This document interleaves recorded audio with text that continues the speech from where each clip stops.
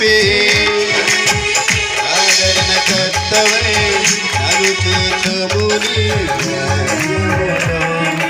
నిజమైన రక్షణవల్లవి నీవే నిత్యమైన సంతోషము నీవే నిజమైన రక్షణవల్లవి నీవే నిత్యమైన సంతోషము నీవే అద్భుతమైనది ఎంతో మధురమైనది నాపైన నీకున్న ప్రేమ ఎనలేని నీ ప్రేమ ఎనలేని నీ ప్రేమ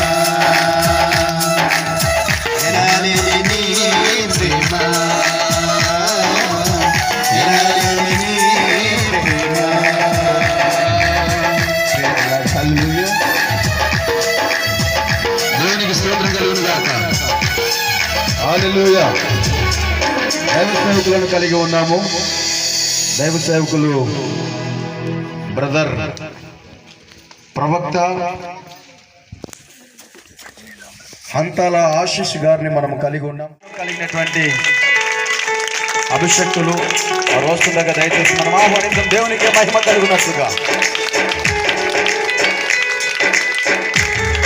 అలాగే సమీర్ గారు వారు కూడా దయచేసి రావాల్సిందిగా మనం చేస్తున్నాం. అలాగే నాగేష్ గారు. దేవునికి స్తోత్రం కలుగును గాక. ఎంతమంది సంతోషంగా ఉన్నారు? ఎంతమంది స్వస్థత పొందాలి?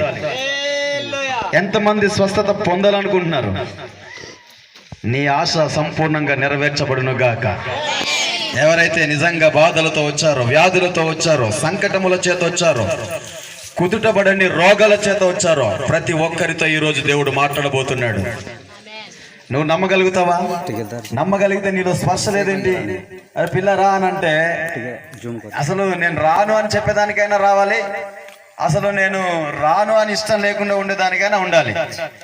దేవునికి స్తోత్రం. నీకు బాగా చేస్తాడంటే నువ్వు ఏ స్పర్శ లేకుండా ఉన్నావంటే దాని అర్థం ఏంటన్నమాట? నీకు స్వస్థత అయినా ఒకటే, స్వస్థత లేకపోయినా ఒకటే. దేవునికి స్తోత్రం కలుగును గాక. స్వస్థత కావాలనుకున్న వాళ్ళు ఈ దినాన స్వస్థత పొందుకోబోతున్నారు.